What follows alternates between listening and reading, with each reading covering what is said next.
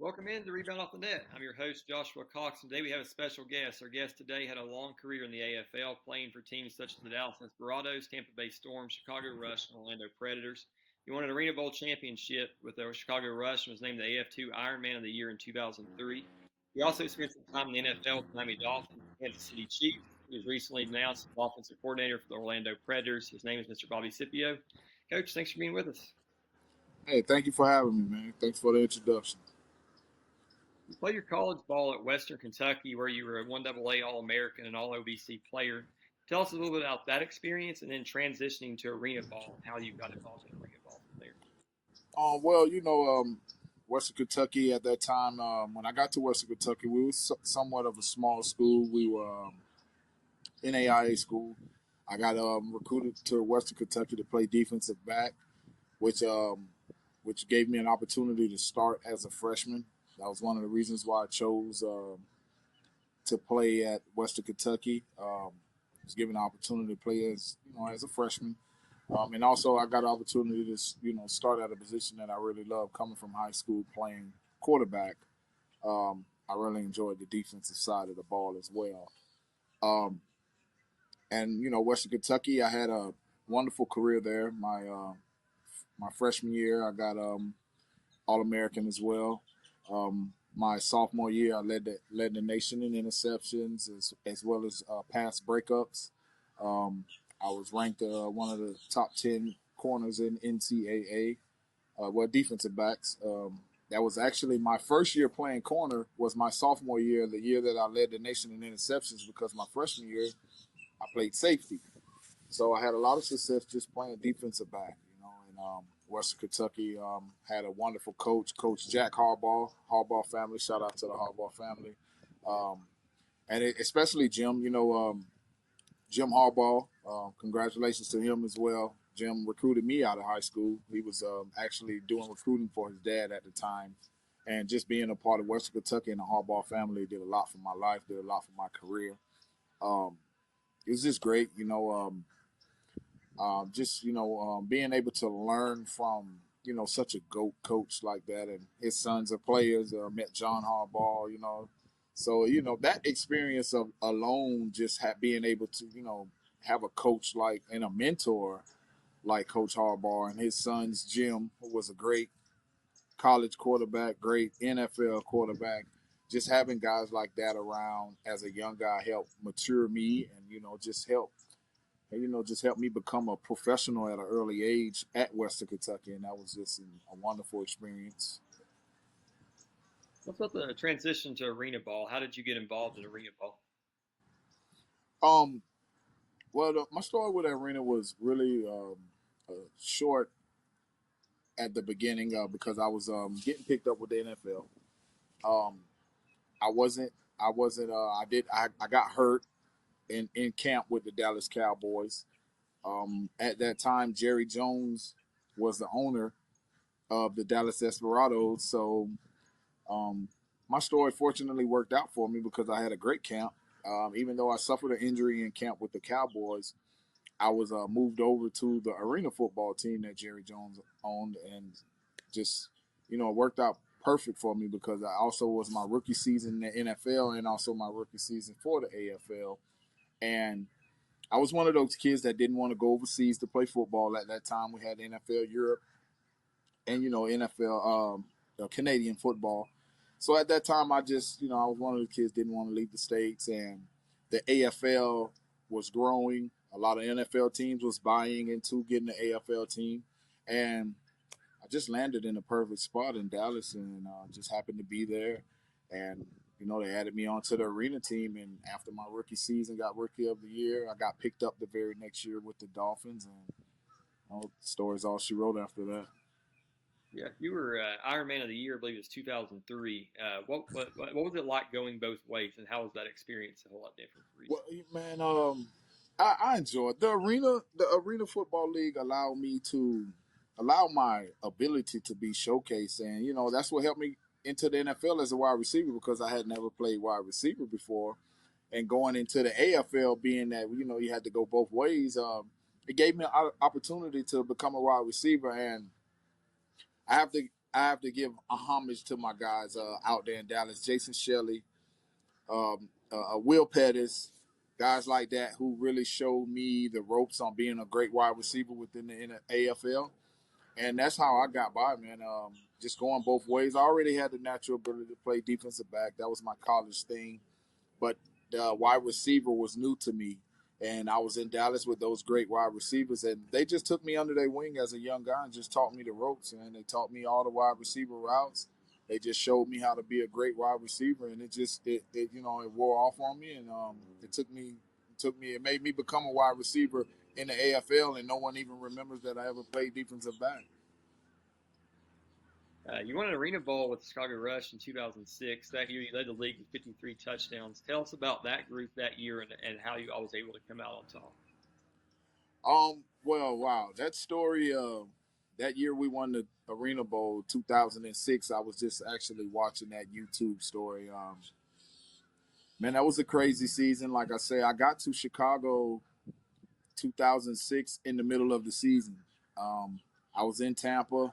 I had got released from the Tampa team in the middle of the season. We were like, I think when I got to Chicago Rush, they were like, I think they maybe won like 2 games. It was like they were like 3-8 or something like that. They were like the second worst team in the league at the time.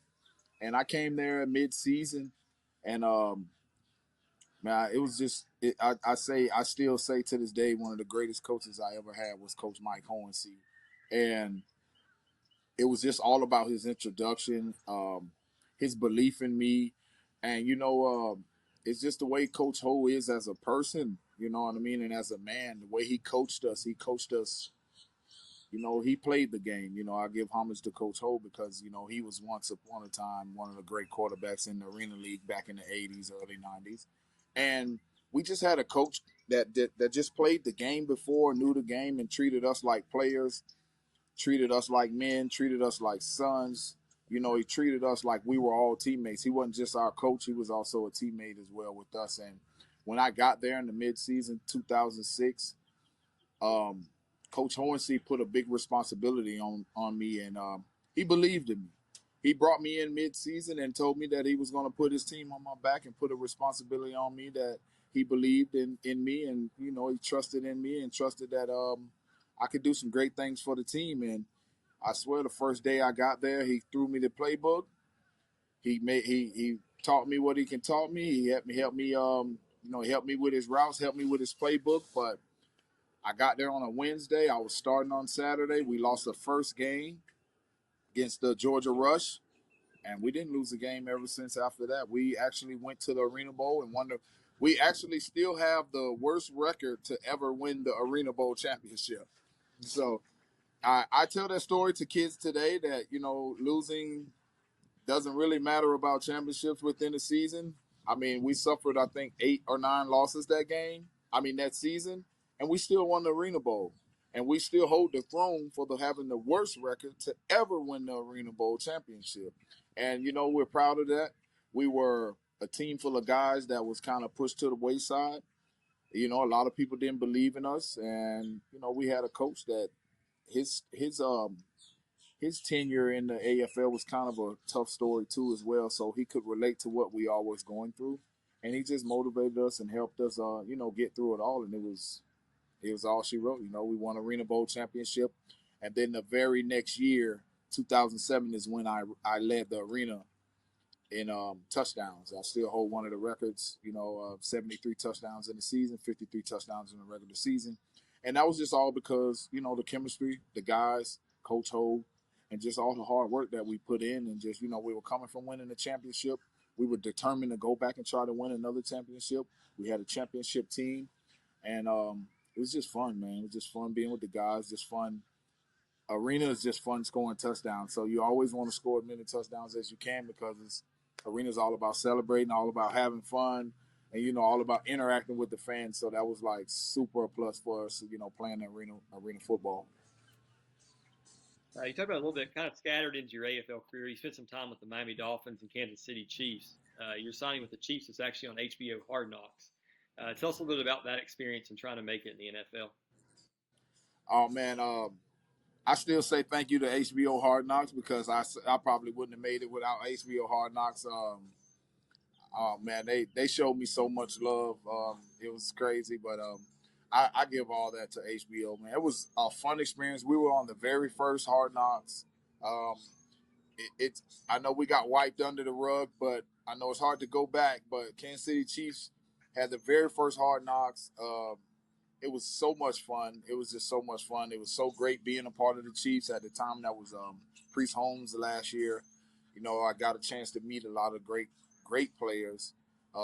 Played with Tony Gonzalez.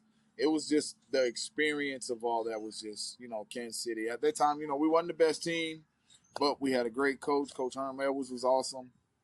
Players was great. It just wasn't our time like it's their time now. But once a chief, always a chief. It was like I wish we could be winning Super Bowls now, but the experience of being a chief is kind of still what's going on, in Kansas City. Like they deserve everything that's happening to them now. The city of Kansas City deserves it. The just every player, the Hunt family, they're such a great family. I mean, they have history in the league, and I'm happy for what's going on in Kansas City. What was your favorite AFL franchise you played for and why? Orlando Predators, hometown kid. I was a kid growing up here in Orlando, and the Predators was the only professional football team we knew around here as kids. So I always wanted to be a Predator growing up. All the Predators, Herky Walls, Barry Wagner, all those guys were always coming to my elementary school. I got pictures, with these guys when I was a kid. So Orlando Predators has always been my number one, my favorite hometown team. What more could you ask for, as a kid? Now as an adult and a player coming, back to coach. Let's move on to your role with the Predators. Speaking of the Preds, you're going to be the offensive coordinator for the Preds. What was the process like in getting that job, and how did you end up in this role? Um, well, like I say, EJ Burke, man, EJ Burke, congratulations first to him for getting the job. Awesome pick. Prepare for him to be around a long time. He's a great coach, great player, great man. And he's a brother of mine. I played with EJ. Me and EJ played ball together, Chicago, Orlando. So we have history together, and when he got the call to get the job, it was just, EJ just, it was, I guess, it was time that God worked it out. And I'm here and I'm local. And I'm always going to games. Me and EJ's always been in contact. I've been around the Predator organization for years, always going to games.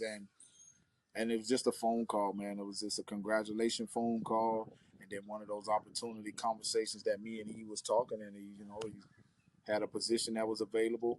And it's just, just like going through the league, just trusting us, knowing your players, knowing that we played, knowing the offensive mentality that I had, knowing the touchdown records that I scored, all the excitement that I brought to the Arena League, just being able to coach that and knowing, Give fans a grasp of your coaching style and what your offense is going to look like. oh man, watch my highlights. You know, my coaching style is, look, I still feel like a player.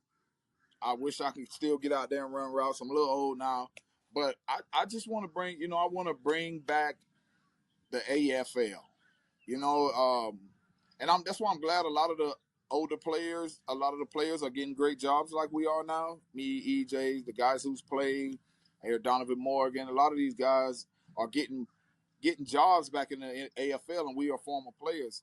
So we're bringing our style back. We're bringing the AFL back. We're bringing the excitement of the AFL back. We want to bring the AFL back like it was.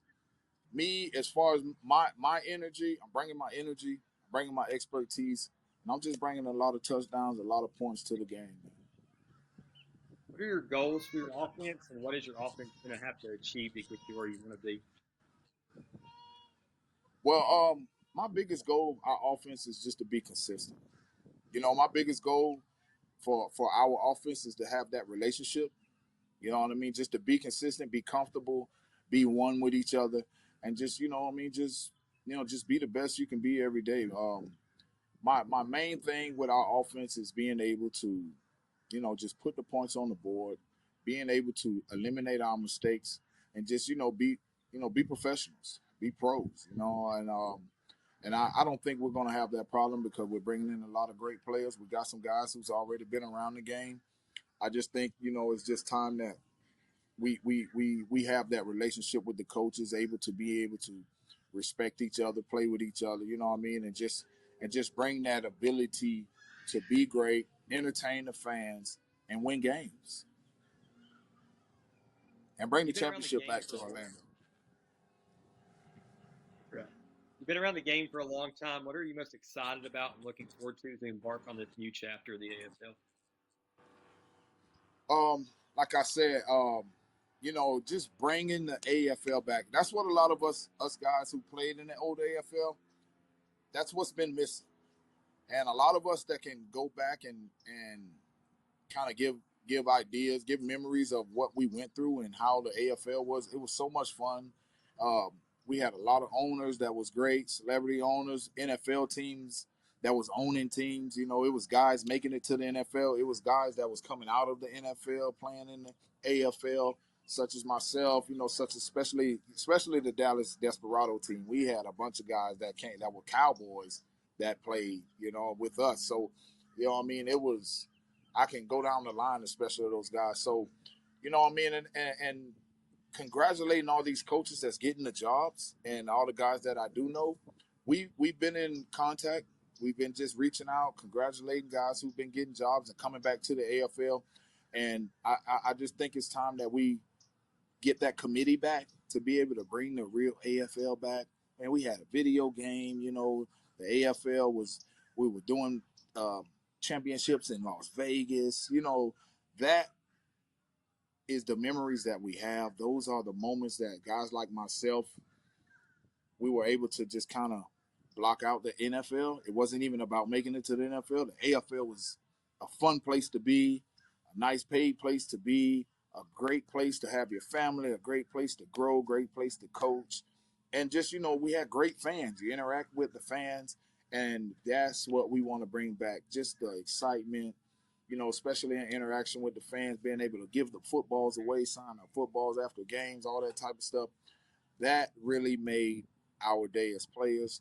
And I think that made a big difference as fans because now that I'm back, now that EJ's back, we've been getting a lot of older fans that still have memorabilia from when we played that's already excited to bring stuff to games to show us, our old autographs and our old pictures and stuff like that. So those little things are the things that we want to bring back to be able to share with the new guys to go on into the future. A lot of your schedule is made up of legacy AFL teams. As a former player, what is it like seeing a lot of those teams return? Oh man, I was just talking with E the other day about that.